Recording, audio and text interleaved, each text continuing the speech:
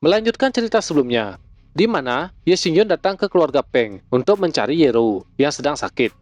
Karena amarah, Ye Xingyun mengamuk di keluarga Peng. Dia memukul beberapa orang yang ada di sana. Di saat Ye Xingyun ingin membawa Ye Rou pergi, dia teringat kepada Peng Sanpeng dan memanggilnya dengan teriakan. Peng Sanpeng segera datang. Ye Xingyun yang sangat kesal langsung memberikan jitakan ke kepala mulus Peng Sanpeng. Seorang alkemis tingkat 4 juga muncul. Alkemis itu bernama Master Sun. Dia mengaku bisa menyembuhkan Ye Rou. Dia juga mengatakan beberapa hal yang membuat Ye Xingyun sangat kesal. Dalam kekesalannya, Ye Xingyun memberikan tamparan kepada Master Sun. Master Sun tidak terima. Dia mengancam Ye Xingyun dengan token anggota inti Persatuan Alkemis. Ye Xingyun menjadi semakin marah dengan ancaman tersebut. Dia kembali menghajar sang alkemis, hingga akhirnya Ye Xingyun pergi meninggalkan keluarga Peng sambil membawa Ye Rou. Dia datang ke sebuah kediaman untuk memeriksa kondisi Ye Rou. Akan tetapi, sesuatu yang mengejutkan ditemukan oleh Ye Xingyun pada tubuh Ye Rou. Setelah itu, Ye Xingyun membiarkan Ye Rou beristirahat. Dia membuat sebuah klon petir. Saat ini, Ye Xingyun berdiri. Dia bersiap pergi mencari bahan obat untuk menyuling pil. Berpindah ke sebuah toko, Ye Xingyun mencoba mencari bahan pil untuk membuat pil pinik. Dia mencari 3 rumput ekor pinik. Akan tetapi pemilik toko dengan tegas mengatakan kalau dia tidak memiliki bahan tersebut. Wajahnya sangat jelek. Dia memandang Ye Xingyun dengan wajah jengkel. Ye Xingyun kembali menanyakan bahan lain, yaitu batu darah roh. Akan tetapi, semua bahan yang diminta Ye Xingyun tidak ada di sana. Akhirnya, Ye Xingyun keluar dari toko. Dia merasa aneh. 3 rumput ekor pinik memang langka. Tapi, batu darah roh dan 3 rumput peri ekor pinik adalah bahan yang umum. Kenapa bahan tersebut tidak ada? Ye Xingyun berjalan menuju toko lain demi bahan obat yang dia perlukan. Dia kembali bertanya kepada penjual lain dalam toko. Akan tetapi, jawaban yang sama didapat dari pemilik toko tersebut. Mereka tidak memiliki bahan obat tersebut. Di bawah meja, pemilik toko memegang poster seseorang. Dalam poster tersebut, berisikan wajah Ye Xingyun. Merasa tidak mendapat apa yang dicari, Ye Xingyun bergegas pergi, meninggalkan toko tersebut. Berpindah ke toko lain. Ye Xingyun kembali menanyakan bahan obat yang dia cari. Akan tetapi, pemilik toko tersebut sangat temperamen. Dia berteriak ke Ye Xingyun, mengatakan semua bahan obatnya telah terjual habis. Dia juga mengusir Ye Xingyun dari toko tersebut. Melihat Ye Xingyun yang masih belum pergi, pemilik toko kembali berteriak, "Ada apa lagi? Kenapa kau masih belum pergi?" Ye Xingyun mengambil kartu silver, kemudian memperlihatkannya kepada pemilik toko. Ye Xingyun menanyakan, apakah sekarang pemilik toko memiliki bahan yang diperlukan oleh Ye Xingyun. Pemilik toko memalingkan wajah. Dia melambaikan tangan ke Ye Xingyun sambil mengatakan, "Cepat pergi dari sini. Kau tidak diterima di sini." Ye Xingyun menanyakan, apakah orang tua itu yang memerintahkanmu? Pemilik toko melirik ke Ye Xingyun. Dia merasa kalau pria di depannya sudah mengerti dengan keadaannya. Pemilik toko kembali berteriak, "Orang tua? Beraninya kau memanggil master seperti itu. Memangnya apa identitasmu? Apakah kau lebih baik daripada Tuan San?" Ye Xingyun mengatakan kalau dirinya memang lebih baik. Pria tua kembali mengancam kalau dia akan melaporkan perkataan Ye Xingyun kepada Master San, kecuali Ye Xingyun memberikan kartu tersebut.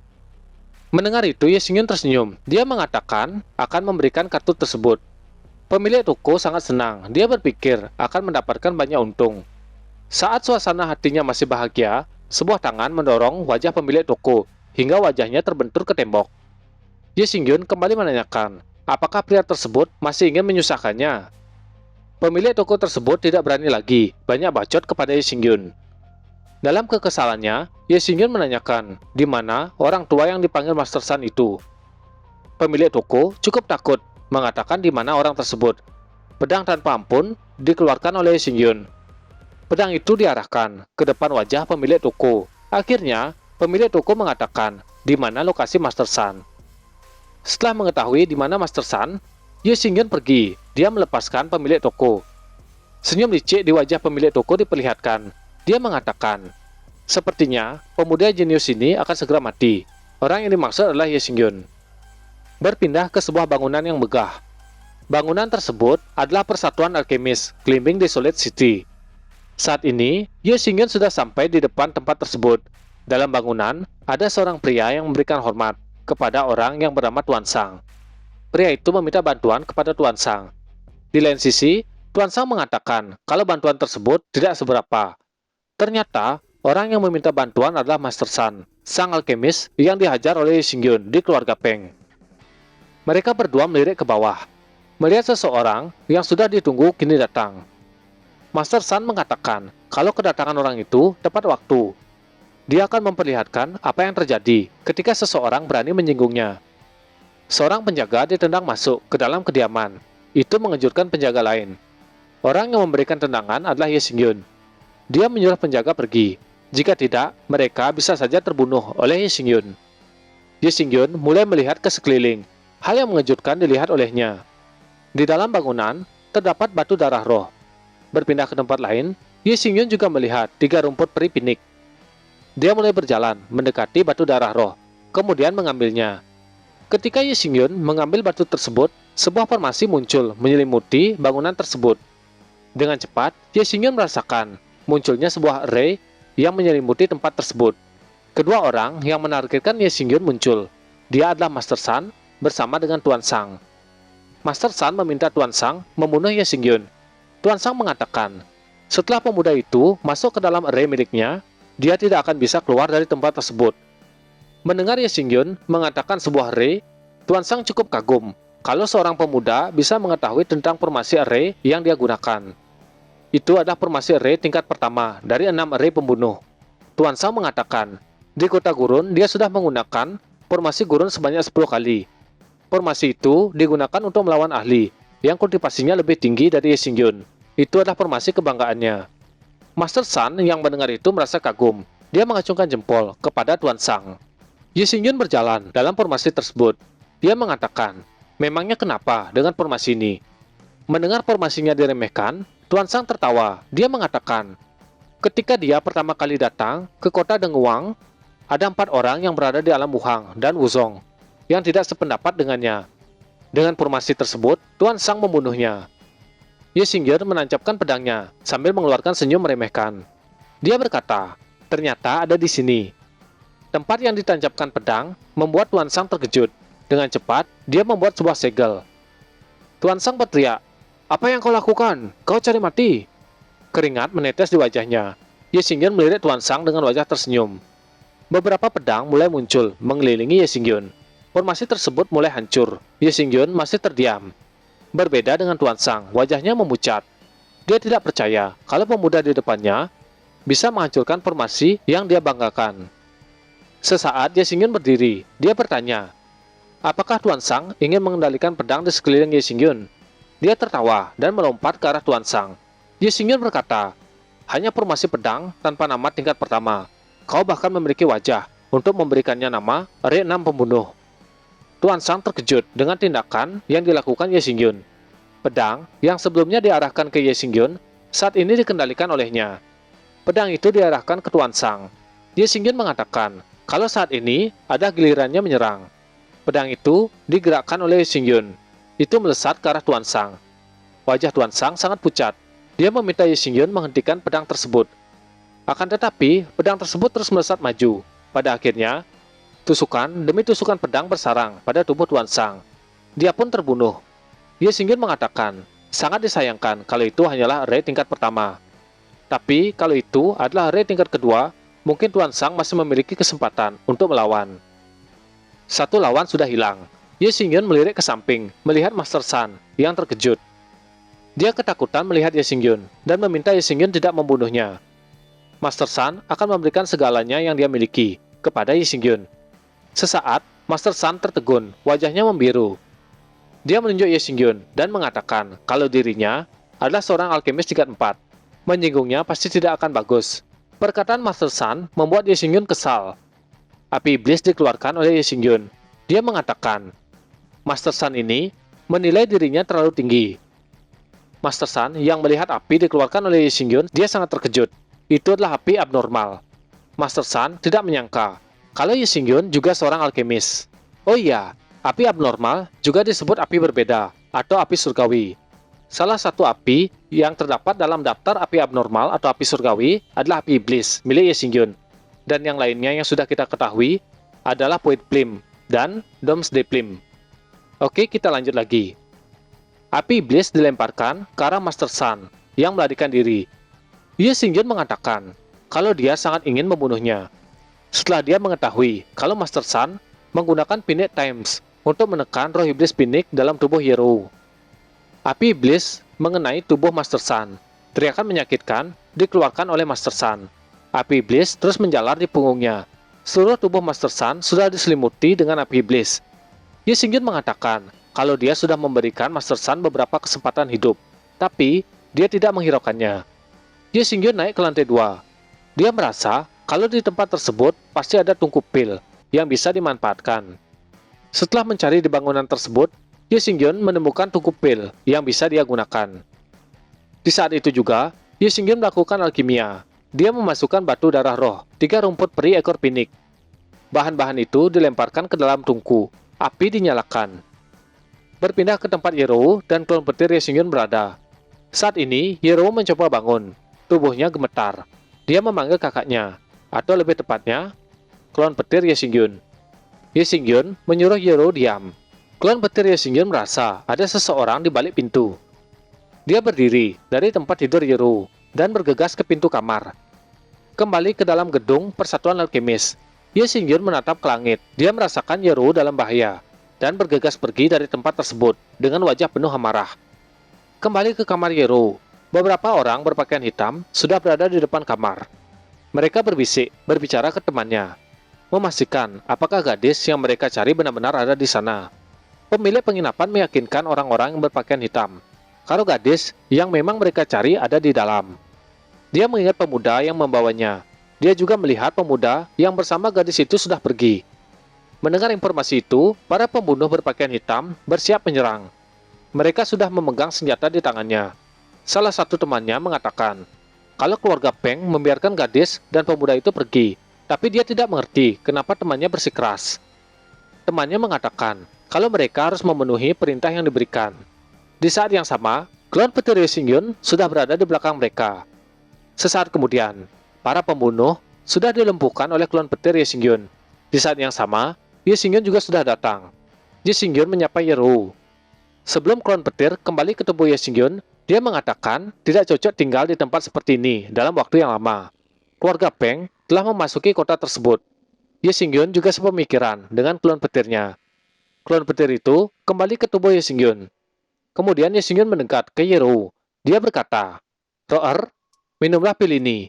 Pil ini akan membuatmu merasa lebih baik. Kita akan pergi ke benteng Bahuang." Yerou mengikuti perkataan kakaknya. Setelah itu, Ye Xingyun dan Yerou pergi ke kota terdekat untuk memasuki benteng Bahuang. Ye Xingyun pergi menggunakan gerobak kuda. Sambil mengarahkan kuda, Ye Xingyun berpikir, meskipun pil pinik dapat menekan roh iblis pinik dalam tubuh Yerou, tapi itu tidak akan bisa bertahan lama. Akan ada beberapa masalah yang serius ketika pil itu pecah. Ye Xingyun menyuruh Yerou beristirahat di dalam kereta. Mereka akan segera tiba di kota Shenghuang. Merasakan perhatian yang diberikan oleh Ye Xingyun membuat wajah Yerou memerah. Dia mengatakan kalau dia akan merawat Ye Xingyun, memasak serta mencuci pakaian untuknya. Ye Xingyun menyuruh Yerou tidak banyak berpikir. Dia juga mengatakan kalau kemampuan memasak milik Ye Xingyun lebih hebat dari Yerou. Yerou tertawa. Dia mengingat kalau masakan Ye Xingyun memang lebih enak dari masakannya. Karena itu, Yerou memutuskan akan mencuci pakaian Ye Xingyun. Mereka berdua terus mengobrol. Dalam hati, Ye Xingyun berharap menemukan bahan obat yang dia cari di benteng Bahuang. Jika Ye Xingyun juga tidak menemukannya di sana, dia berencana pergi ke alam dewa yang lebih rendah. Berpindah ke kota Ascension, reteleportasi. Ye Xingyun turun memperlihatkan token miliknya. Pria tua yang berdiri di depan Ye Xingyun juga menanyakan, apakah ada orang dalam kereta? Karena saat ini, Ye Xingyun hanya memiliki 1 token. Ye Xingyun bertanya balik, apakah pria tua memiliki 1 token tambahan? Ye Xingyun akan membeli token tersebut, tidak peduli seberapa mahal harganya. Pria tua kembali menanyakan, apakah dalam kereta ada orang lain? Ye Xingyun mengatakan, kalau dalam kereta ada adiknya yang sedang sakit. Mereka ingin pergi ke benteng Bahuang untuk mencari bahan obat dan berharap bisa menyembuhkan penyakit adiknya. Pria tua yang merasa pemuda di depannya cukup baik, dia menyarankan agar Ye Xingyun tidak pergi ke benteng Bahuang. Meskipun di sana banyak terdapat master alkimia, tapi tidak ada yang baik. Ye Xingyun mengatakan kalau dia sudah mencari banyak alkemis, namun tidak ada yang bisa menyembuhkan adiknya. Pria tua itu merasakan kalau penyakit gadis tersebut tidak sederhana. Pria tua itu mengatakan di mana Ye Xingyun bisa mendapatkan token. Merasakan tempat yang akan ditujukan oleh pria tua sangat berbahaya, dia tidak ingin mengatakannya. Akan tetapi, Ye Xingyun tetap meminta pria tua itu menunjukkan di mana dia bisa mendapatkan token tersebut. Pria tua itu kembali menanyakan, apakah Ye Xingyun bisa menyelamatkan hidup adik perempuannya? Ye Xingyun menegaskan kalau dia pasti bisa menyelamatkan adiknya. Akhirnya, pria tua itu memberikan informasi terkait dengan tempat di mana Ye Xingyun bisa mendapatkan token benteng Bahuang. Pria tua juga mengatakan kalau Ye Xingyun tidak perlu khawatir. Pria tua akan menjaga adiknya selama Ye Xingyun pergi mencari token. Mendengar perkataannya, Ye Xingyun sangat berterima kasih. Di lain sisi, Yeru merasa khawatir kepada kakaknya. Ye Xingyun menyuruh Yeru tetap di sini, karena Ye Xingyun akan segera kembali. Kemudian, Ye Xingyun pergi. Pria tua yang melihat Ye Xingyun pergi berkata, "Kakakmu orang yang baik. Aku jadi mengingat bagaimana masa mudaku dulu."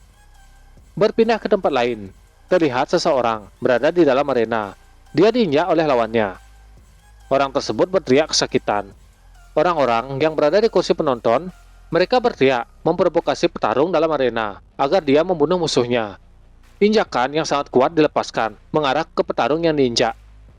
Ada seseorang yang merasa tidak senang dengan kekalahan orang tersebut. Orang yang berbicara itu bernama Zhu Jiaju. Temannya yang bernama Wang Yizu, dia merasa pertarungan itu cukup bagus. Tapi orang tersebut tidak bisa bertahan selama satu batang dupa. Satu orang yang berada di tengah mereka berdua hanya tersenyum. Orang tersebut bernama Sangguan Canggih. Berpindah ke ruang tunggu di luar arena pertarungan. Ye Xingyun berada di sana. Dia menatap sesuatu. Seseorang bertanya ke Ye Xingyun. Dia menanyakan apakah Ye Xingyun ingin menjadi penantang atau VIP. Seorang pelayan mendatangi Ye Xingyun. Dia kembali mengatakan, jika Ye Xingyun ingin menjadi VIP, dia harus membayar 100 kartu perak. Dengan biaya tersebut, seseorang bisa menonton selama 1 tahun. Ye Xingyun mengatakan kalau dia ingin menjadi penantang. Jawaban Ye Xingyun membuat pelayan wanita sangat terkejut. Dia berpikir, pemuda di depannya bahkan belum berumur 16 tahun. Pelayan itu sempat berpikir kalau Ye Xingyun adalah seorang tuan muda. Melihat pelayan tidak menjawab, membuat Ye Xingyun menanyakan, apakah ada masalah kalau dia menjadi penantang? Pelayan itu memaksakan senyum. Dia mengatakan tidak ada yang salah. Menjadi penantang tidak perlu membayar apapun. Pelayan menanyakan siapa yang ingin ditantang oleh Ye Xingyun. Pelayan wanita menunjukkan beberapa misi yang menurutnya sebanding dengan pemuda di depannya. Akan tetapi, Ye Xingyun menunjuk ke tempat paling atas. Wajah pelayan wanita sangat terkejut. Matanya melotot, keringat di wajahnya keluar. Perkataan Ye Xingyun benar-benar mengejutkan. Seseorang di belakang Ye Xingyun juga terkejut mendengar teriakan dari pelayan wanita. Mereka merasa ada yang salah. Pelayan wanita ini bernama Xiao Yao. Merasa penasaran, orang-orang tersebut mulai mendekatinya. Misi yang ditunjuk oleh Ye Xingyun adalah membunuh 10 monster berturut-turut untuk mendapatkan token Bahuang. Dengan catatan, basis kultivasi monster pertama 2 tingkat lebih rendah dari penantang. Untuk monster kedua, basis kultivasinya akan meningkat 1 tingkat dan terus meningkat 1 tingkat. Tantangan yang diambil oleh Ye Xingyun membuat orang-orang di sekitar terkejut. Mereka mulai mengerumuni Ye Xingyun dan pelayan wanita. Mereka merasa konyol dengan tantangan pemuda tersebut. Mereka juga merasa seorang anak yang masih sangat muda ingin menantang 10 monster. Dari pembicaraan tersebut ada yang menghina dan ada juga yang mendukung tantangan Ye Xingyun. Kekuatan yang kuat dikeluarkan oleh Ye Xingyun. Kekuatan itu memberikan tekanan kepada orang-orang di sekitarnya. Setelah menunjukkan sedikit kekuatan, Ye Xingyun menanyakan apakah dia bisa mengambil tantangan tersebut. Wajah pelayan sangat terkejut, akan tetapi dia masih ragu dengan tantangan yang diambil oleh Ye Xingyun. Tapi Ye Xingyun meyakinkan kalau dia tidak main-main. Kelompok 3 tuan muda yang sebelumnya menonton merasa akan ada kejadian yang menarik. Seseorang menantang 10 monster. Zhu Jiaju, salah satu dari 3 tuan muda ini, merasa kalau penantang tersebut hanya seorang bocah dan tidak akan menarik. Wang Yizu merasa kalau bocah tersebut tidak akan bisa bertahan lebih dari 5 menit. Dia ingin bertaruh dengan temannya, Sangguan. Sangguan juga setuju dengan pertaruhan tersebut. Kemudian dia bertelepati ke pelayan wanita Xiao Yao. Sang Wan menyuruh pelayan itu menambahkan beberapa bahan kepada penantang. Melihat pelayan wanita itu terkejut, Ye Xingyun menanyakan, apakah ada sesuatu yang salah? Dengan wajah licik, pelayan wanita itu mengatakan kalau dia hanya akan lebih repot mempersiapkan 10 monster yang sesuai. Itu membutuhkan waktu. Pelayan itu berjalan. Dia mengatakan kalau Ye Xingyun harus menunjukkan kekuatan terbaiknya. Ye Xingyun ditinggalkan dalam sebuah ruangan oleh pelayan wanita. Sebuah gas keluar dari celah lubang yang ada di samping Ye Xingyun. Saat ini wajah Ye Xingyun masih serius menatap ke depan. Sesaat Ye Xingyun menghirup gas berwarna ungu. Dia mengenali gas tersebut. Itu adalah asap pil ungu pemakan jiwa. Pil tersebut ditaruh di dalam kotak yang berada di samping Ye Xingyun. Pil ungu pemakan jiwa ini berada di tingkat 4. Pil tersebut dapat melipat gandakan kekuatan, namun efek sampingnya membuat sang pengguna menjadi gila. Aura api iblis yang berwarna hitam dikeluarkan oleh Ye Xingyun. Aura tersebut membakar gas pil ungu pemakan jiwa, sehingga tidak bisa masuk ke dalam tubuh Ye Xingyun. Aura yang dikeluarkan oleh Ye Xingyun semakin kuat. Dia berjalan maju, memasuki arena. Pelayan melihat aura hitam yang dikeluarkan dari tubuh Ye Xingyun. Dia cukup terkejut. Sepengetahuannya, seseorang yang mengkonsumsi pil ungu pemakan jiwa, auranya akan berwarna ungu. Di lain sisi, Wang Yisu yang melihat pemuda menantang 10 monster sudah keluar. Dia berkata, biarpun kau menambahkan obat kepada bocah itu, sepertinya tidak akan berhasil. Dia juga mengajak temannya bertaruh berapa banyak kepala yang berhasil dibunuh oleh pemuda tersebut. Mereka mulai bertaruh seperti yang dikatakan oleh Wang Yisu. Zhu Jiazhu bertaruh, pemuda itu akan bisa membunuh 3 kepala. Wang Yisu bertaruh 5 kepala. Zhu Jiazhu merasa kalau Wang Yisu ini terlalu menganggap tinggi bocah tersebut. Wang Yisu menanyakan bagaimana dengan taruhan Sang Wan. Sang Wan mengatakan kalau dia akan bertaruh 8 kepala. Dalam hati dia bergumam. Dia merasa terkejut dengan aura hitam yang dikeluarkan dari dalam tubuh Ye Xingyun. Dia juga mengetahui, dengan menghirup pil ungu pemakan jiwa, seharusnya aura pemuda tersebut berwarna ungu. Di saat Sang Wan memperhatikan Ye Xingyun, kedua temannya terkejut dengan taruhan 8 kepala yang dikatakan oleh Sang Wan. Zhu Jiazhu tertawa. Dia menyuruh Sang Wan tidak menyesal dengan taruhan yang telah dia buat. Wajah serius Sang Wan mengatakan kalau dia akan menggunakan teknik bela diri sebagai taruhannya. Wang Yisu merasa terprovokasi. Dia menggunakan tombak raja miliknya sebagai taruhan. Kembali ke dalam arena, seekor monster beruang keluar dari tempat yang berlawanan dengan Ye Xingyun. Beruang itu menatap ke arah Ye Xingyun. Begitu juga dengan Ye Xingyun. Monster beruang meraung, membuka mulutnya lebar-lebar. Di depan beruang itu, Ye Xingyun tidak gentar sedikit pun. Wajahnya sangat datar. Dia tidak terlihat takut ataupun marah. Sebuah teknik dikeluarkan oleh Ye Xingyun. Tangan Ye Xingyun diangkat. Itu adalah teknik telapak tangan penghancur. Tapak tangan itu diarahkan ke bagian leher monster beruang. Ye Xingyun membuat kesadaran monster beruang bergetar ketika tapak tangan menyentuh leher beruang. Penonton melihat gerakan Ye Xingyun cukup terkejut. Dia tidak yakin dengan apa yang dia lihat. Di langit, sebuah telapak tangan raksasa muncul. Telapak tangan itu memecah awan yang ada di langit. Teknik tersebut di luar imajinasi.